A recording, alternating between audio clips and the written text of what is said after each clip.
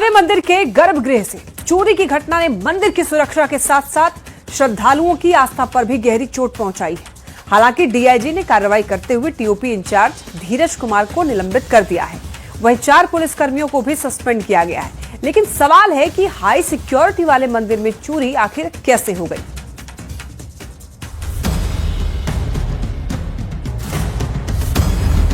गोपालगंज का थावे मंदिर। जब प्रधानमंत्री गोपालगंज या बिहार आते हैं, थावे मंदिर का जिक्र जरूर करते हैं। बिहार के थावे स्टेशन पर मां थावे वाली के पावन मंदिर और मधुबनी चित्रकला को दर्शाया गया है। जिस मंदिर में दर्शन के लिए दूर दूर से श्रद्धालु आते हैं, उस मंदिर में हो गई चोरी।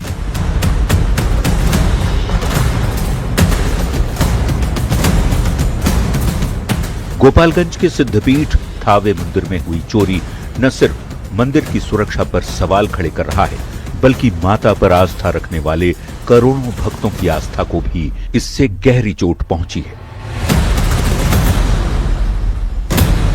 हम लोग काफी आहत है, क्योंकि कानून व्यवस्था इतना होने के बाद भी और बगल में थाना है, उसके बाद भी चोरी हो जाना, ये बहुत ही अब क्या कहा जाए, इसमें बहुत ही दुखद घटना है।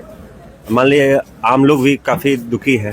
जब यहाँ इतना सुरक्षा के बाद भी लोग सुरक्षित नहीं रह पाएंगे तो गांव घर में क्या हो सकता। मंदिर में चोरी का सीसीटीवी फुटेज सामने आया है, जिसमें मास्क पहने 2 लोग दिख रहे हैं। खुद देखिए, वीडियो में साफ देखा जा सकता है, एक चोर हाथ में दानपत्र लेकर निकल रहा है तो दूसरे के हाथ में लोहा काटने वाला कटर है।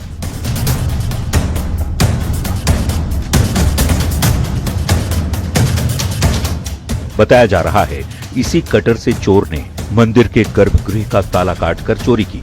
जानकारी के मुताबिक मंदिर से चोरों ने सोने का मुकुट, सोने की छतरी, सोने का मांग टीका, सोना चांदी और पैसों से भरा दान पत्र लेकर फरार हो गए।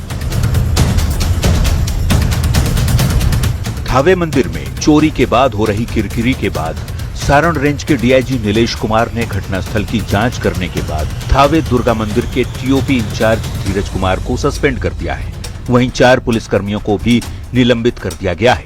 डीआईजी ने मंदिर की सुरक्षा में लगाए गए 4 सैप जवानों को बर्खास्त करने के निर्देश भी दिए हैं। आपको भरोसा दिलाते हैं कि इस केस में हम लोग सही दिशा में आगे बढ़ रहे हैं और जल्द ही आप लोगों को कोई रिकवरी का न्यूज और अच्छे न्यूज देंगे।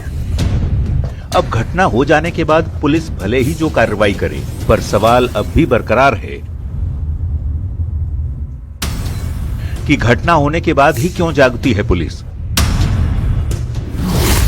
इतनी सुरक्षा के बावजूद कैसे हो गई चोरी? और सबसे बड़ा सवाल, मां के मंदिर में चोरी करने वाले चोर कब पकड़ में आएंगे? न्यूज़ 18 के लिए गोपालगंज से संवाददाता गोविंद कुमार की रिपोर्ट। तो रिपोर्ट देखिए, आपने देख ली है। अब बात करते हैं कि आखिर थावे मंदिर में चोरी कितनी बड़ी है। तो इसको समझने के लिए पहले आपको थावे मंदिर के शक्तिपीठ होने के महत्व को समझना होगा। देखिए, आपको यह बता दें कि भारत में सिर्फ 52 शक्तिपीठ है और हिंदू धर्म में शक्तिपीठ की खास जगह है। तो देश के 52 शक्तिपीठ में एक थावे मंदिर भी है और थावे मंदिर को लेकर श्रद्धालुओं में आस्था है। खुद प्रधानमंत्री नरेंद्र मोदी कई मौकों पर थावे मंदिर का जिक्र भी कर चुके हैं। शक्तिपीठ होने की वजह से ही थावे मंदिर हाई सिक्योरिटी वाले मंदिर की श्रेणी में भी आता है और यहां पर हाई सिक्योरिटी है। पुलिस की ओर से चाक चौबंद सुरक्षा का दावा भी किया जाता है इस मंदिर के लिए। अब आइए ये समझते हैं कि थावे मंदिर में हुई चोरी आखिर कितनी बड़ी है। देखिए, हाई सिक्योरिटी के बावजूद मंदिर में चोरी हो जाना, चोर 51 लाख का सोने का मुकुट चुरा ले गए, मंदिर का लॉकर तोड़कर सोने और चांदी के सामान की चोरी कर ली। तो सवाल ये उठता है कि इतनी सुरक्षा के बावजूद आखिर चोरी कैसे हो गई? हाई सिक्योरिटी वाले मंदिर में चोरी कैसे संभव थी? और उस वक्त सुरक्षा में जो तैनात जवान थे वो क्या कर रहे थे जब चोरी हुई? थावे मंदिर में चोरी तो आम मंदिर की सुरक्षा आखिर कैसे होगी, ये सवाल खड़े हो रहे हैं। चलिए बढ़ते हैं खबरों में आगे। लोकसभा में वीवीजी रामजी बिल पास हो गया है। अब देखिए, बिल पर विपक्ष का लोकसभा में हंगामा देखने को मिला। मंत्री शिवराज सिंह चौहान जब संसद में जवाब दे रहे थे तब उनके ऊपर बिल की कॉपी फेंकी गई।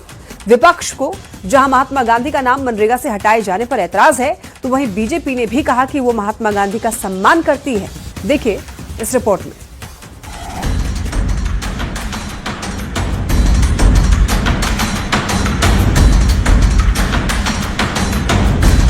लोकसभा में वीबीजी रामजी बिल पास हो गया। विपक्ष के हंगामे के बीच वीबीजी रामजी बिल पास हुआ। केंद्रीय मंत्री शिवराज सिंह चौहान ने ये बिल पेश किया था। मैं प्रस्ताव करता हूं कि इस विधेयक को सभा द्वारा पारित किया जाए। प्रश्न है कि विधेयक को पारित किया जाए। जो सदस्य के पक्ष में आ गए, जो सदस्य विरोध में ना गए, मेरे विचार में निर्णय हाँ वालों के पक्ष में प्रस्ताव स्वीकृत हुआ, विधेयक पारित हुआ। वीबीजी रामजी बिल पर विपक्ष का लोकसभा में जोरदार हंगामा देखने को मिला। लोकसभा में शिवराज सिंह के ऊपर बिल की कॉपियां फेंकी गईं। ये वाकया उस वक्त हुआ जब विकसित भारत जी रामजी बिल पर संसद में जवाब दे रहे थे। विपक्ष जी रामजी बिल को लेकर सरकार पर आक्रामक है। विपक्षी नेता बिल के स्वरूप पर तो सवाल खड़े नहीं कर रहे, लेकिन नाम पर सवाल उठा रहे। मोदी सरकार का कोई मुकाबला नहीं।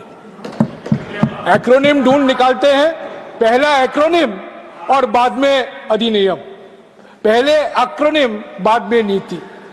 और आज हम मिसाल देख रहे हैं, पहले शांति और दूसरा जी राम जी। हालांकि वो एक्रोनिम मेरे नाम से जुड़ता है, उसका मैं विरोध करूंगा बाद में। मकसद एक ही है कि उस कानून को कत्ल कर दिया जाए, खत्म कर दिया जाए। कौन सी ऐसी भारत में रियासत है जिसके पास पैसे है, बताइए आप।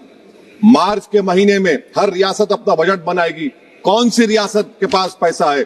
तो ये मालूम हो रहा है कि सरकार गरीबों के खिलाफ है, गुर्बत का खात्मा नहीं करना चाहती। विपक्ष नए बिल में महात्मा गांधी का नाम न होने को लेकर विरोध जता रहा है। हालांकि शिवराज सिंह चौहान ने महात्मा गांधी को आदर्श बताया है। अब संसद के दोनों सदनों से बिल के पास होने के बाद ये जल्द ही कानूनी शक्ल ले लेगा। Bureau report, news 18। तो वीबीजी रामजी बिल यानी कि विकसित भारत जी रामजी बिल को आइए हम लोग समझते हैं। देखिए, 100 दिन की जगह 125 दिन रोजगार मिलने का दावा किया जाता है इस बिल के माध्यम से। और बुआई कटाई 60 दिन के समय पर मजदूर उपलब्ध होंगे और बाकी बचे 305 दिन में 125 दिन काम मिलेंगे। और इसके अलावा मजदूर कृषि कार्यों की ओर शिफ्ट होंगे। वहीं केंद्र और राज्य की साझा जिम्मेदारी भी होगी। और अगर काम नहीं मिलता है तो काम नहीं मिलने पर बेरोजगारी भत्ता भी मिलेगा। और इसके अलावा देखिए, आधार और बायोमेट्रिक सत्यापन से मजदूरी चोरी भी खत्म हो जाएगी। अब देखिए कि मनरेगा से कितना अलग है ये जी रामजी बिल, इसके बारे में आपको बताते हैं। देखिए, मनरेगा में दरअसल 100 दिन का रोजगार मिलता था, तो दूसरी ओर इस बिल में वीबीजी रामजी में 125 दिन का रोजगार मिलेगा। मनरेगा में मजदूरी का भुगतान 15 दिन में होता था और नए बिल में हर हफ्ते भुगतान होगा। मनरेगा में 100% खर्च केंद्र उठाता था। अब नए कानून में 10 से 40% राज्यों को उठाना होगा। मनरेगा में देखिए, बुआई और कटाई के समय रोजगार मिलता था और नए कानून में क्या है, बुआई और कटाई के समय नहीं मिलेगा ताकि मजदूर उपलब्ध हों। और वहीं देखिए, ये बदलाव हैं और इसी बदलाव को लेकर के अभी हर तरफ विरोध देखने को मिल रहा है। चलिए बढ़ते हैं खबरों में आगे। देखिए, भूमिहार ब्राह्मण विवाद पर तीसरी बैठक में भी सहमति नहीं बन पाई। सवर्ण आयोग ने पल्ला झाड़ लिया है। आयोग ने कहा कि इस मामले पर फैसला राज्य सरकार करे। सवर्ण आयोग इस पर फैसला नहीं ले सकता है। बिहार में भूमिहार जाति को भूमिहार लिखा जाए या भूमिहार ब्राह्मण, इसे लेकर गुरुवार को हुई तीसरी बैठक में भी फैसला नहीं हो पाया और विवाद से सवर्ण आयोग ने पल्ला झाड़ लिया। आयोग ने कहा इस मामले पर फैसला राज्य सरकार करे, सवर्ण आयोग इस पर फैसला नहीं ले सकता। दरअसल सरकारी डॉक्यूमेंट्स में भूमिहार लिखे जाने पर समाज के संगठनों ने आपत्ति दर्ज कराई थी। इस विवाद पर 21 नवंबर और 8 दिसंबर को 2 बैठकें भी हुई, लेकिन बेनतीजा रही। अब तीसरी बैठक में भी सवाल का कोई हल नहीं निकला। जानकार इस विवाद को किस नजरिए से देख रहे हैं, इसे भी सुन लीजिए। प्राचीन इतिहास में अग्रहार भूमि वैदिक संस्थाओं को चलाने वाले ब्राह्मणों को दी जाती थी कि 1901 में जब अंग्रेजों ने सामान्य ब्राह्मण अर्थात पुरोहिती करने वाले ब्राह्मण और पुरोहिती नहीं करने वाले ब्राह्मण के बीच में भेद किया, तब भी बाभन और भूमिहार ब्राह्मण संज्ञा का ही उल्लेख हुआ। 1911 के सेंसस रिपोर्ट, 1921 के सेंसस रिपोर्ट, 1931 के सेंसस रिपोर्ट में भूमिहार ब्राह्मण शब्द ही स्थापित है। तो तीसरी बैठक के बाद भी भूमिहार ब्राह्मण वाले विवाद का समाधान नहीं निकला और सवर्ण आयोग ने एक बार फिर गेंद सरकार के पाले में डाल दिया है। न्यूज़ 18 के लिए पटना से आनंद अमृतराज के साथ ब्यूरो रिपोर्ट। भूमिहार ब्राह्मण विवाद से सवर्ण आयोग ने पल्ला देखिए झाड़ लिया है और तीसरी बैठक में भी सहमति नहीं बन पाई। इस मामले पर देखिए फैसला राज्य सरकार करे, सवर्ण आयोग का ये कहना है। सवर्ण आयोग इस पर फैसला नहीं ले सकता है। तो ऐसे में अब ये समझिए कि क्या है भूमिहार ब्राह्मण विवाद। देखिए बिहार के सरकारी दस्तावेज में केवल भूमिहार लिखा जा रहा है। भूमिहार ब्राह्मण की जगह भूमिहार लिखे जाने पर विवाद हो गया है। अब देखिए जातीय जनगणना की रिपोर्ट में गलत प्रकाशन का यहाँ पर दावा किया गया है। भूमिहार या भूमिहार ब्राह्मण लिखने पर फैसला अटका हुआ है। अब ऐसे में ये पूरा विवाद आखिर क्या है और कब से ये विवाद है, आपको इसके बारे में बताते हैं। देखिए 1881 में देश के पहले कास्ट सेंसस में भूमिहार ब्राह्मण लिखा गया। तब ब्राह्मण और भूमिहार को वैश्य कैटेगरी में रखा गया था। 1889 में अखिल भारतीय भूमिहार महासभा का गठन हुआ और भूमिहारों को वैश्य कैटेगरी में रखे जाने का विरोध किया गया। भूमिहार महासभा की दलील थी कि वो सिर्फ ब्राह्मण है, भूमिहार ब्राह्मण नहीं है। बंगाल के भद्रलोक ब्राह्मणों ने तब इसका विरोध किया था। बंगाली ब्राह्मणों का तर्क ये था कि भूमिहारों के हल पकड़ने को लेकर के दरअसल ये तर्क था और तर्क था कि भूमि से जुड़े हुए हैं, हल चलाने पर भूमिहार अशुद्ध हो गए और ब्राह्मण नहीं रहे।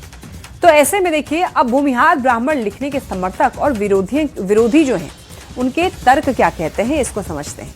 देखिए भूमिहार ब्राह्मण लिखने के समर्थक ये कह रहे हैं कि 1931 की जनगणना में भूमिहार जाति के लोगों को भूमिहार ब्राह्मण लिखा गया, जबकि इसके विरोधी का तर्क ये है कि भूमिहारों का पेशा पुरोहिताई न होकर के खेतीबाड़ी है। भूमिहार ब्राह्मण लिखने के समर्थक ये कहते हैं कि पुराने जमीन दस्तावेजों में भी भूमिहार ब्राह्मण शब्द ही अंकित है, जबकि इसका विरोध करने वाले ये कहते हैं कि जमीन खेतीबाड़ी से जुड़े होने पर ये ब्राह्मण नहीं रहे, भूमिहार हो गए। तो पूरा मसला ये है।